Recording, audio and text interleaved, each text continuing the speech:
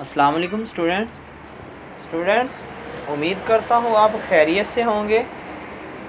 Students, English grammar के lecture में आज हमारा टॉपिक है वो है direct and indirect narrations.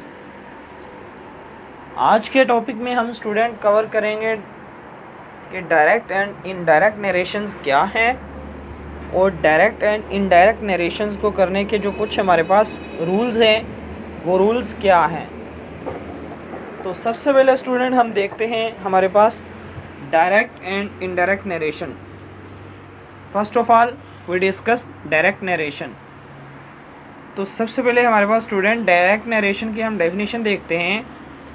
Direct speech repeats और quotes the exact words spoken, यानी कि वो अल्फाज जो बोले जाएं उनको एग्जैक्टली रिपीट किया जाए तो उनको हम बोलेंगे डायरेक्ट।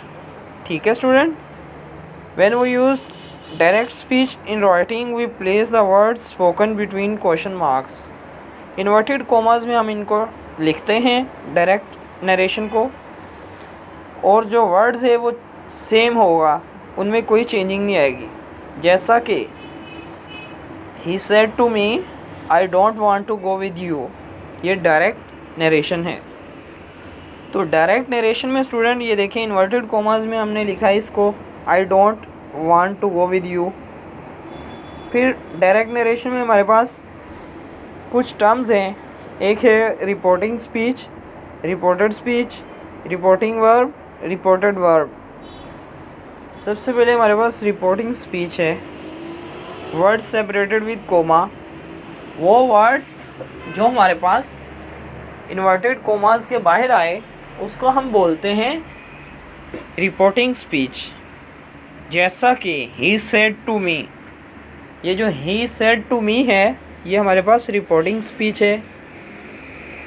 सेम इसी तरह रिपोर्टेड स्पीच है नेक्स्ट टर्म, वो है वर्ड्स रिटन बिटवीन कोमा। वो वर्ड्स जो कोमा के बिटवीन में लिखे जाएं उनको हम रिपोर्टेड स्पीच कहते हैं।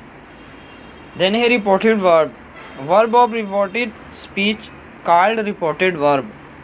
जैसा कि I don't want to go with you written between commas, so it is called reported speech. And the verb I don't want to go, here want is the verb, so verb is of reported verb, so this verb is called reported verb. next term है हमारे पास student reporting verb.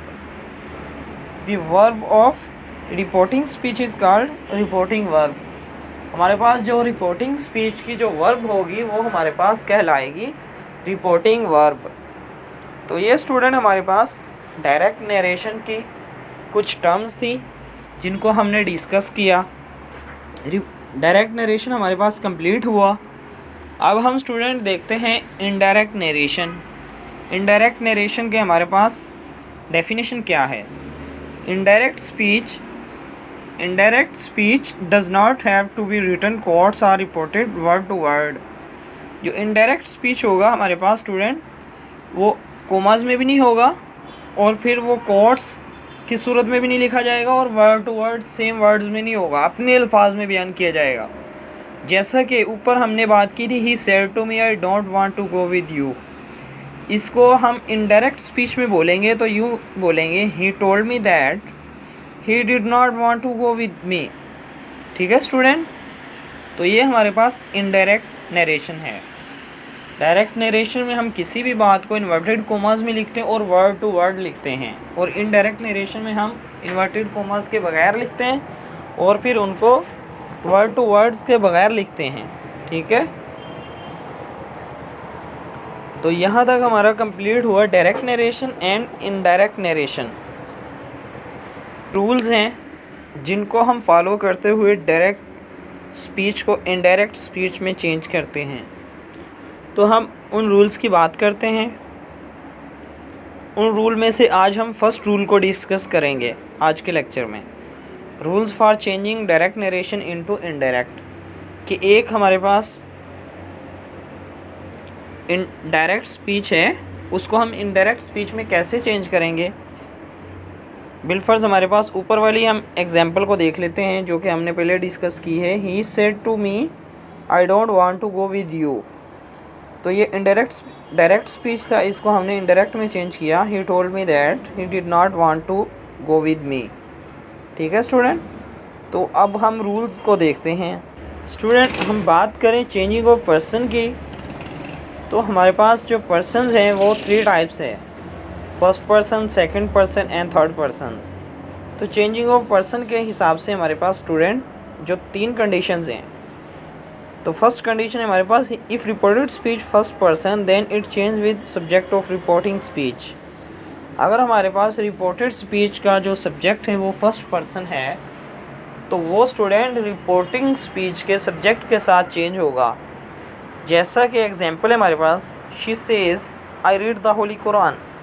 तो हमारे पास first person है आई हुई, तो हमने देखा कि रिपोर्टेड स्पीच था आई रीड द होली कुरान, इसका सब्जेक्ट फर्स्ट पर्सन है, तो ये चेंज होगा रिपोर्टिंग स्पीच शी सेज के सब्जेक्ट के साथ। तो हमारे पास जो डायरेक्ट का इनडायरेक्ट बनेगा वो बनेगा she says that she read the holy Quran. तो आई हुई फर्स्ट पर्सन था, ये चेंज हुआ रिपोर्टिंग स्पीच के सब्जेक्ट के साथ। तो सेकंड कंडीशन हमारे पास स्टूडेंट वो है, if reported speech second person then it will change with object of reporting speech. अगर हमारे पास रिपोर्टेड स्पीच जो है वो सेकंड पर्सन है तो ये चेंज होगा स्टूडेंट रिपोर्टिंग स्पीच के ऑब्जेक्ट के साथ। ठीक है स्टूडेंट, जैसा कि he says to me you are not doing well, he says to me you are not doing well.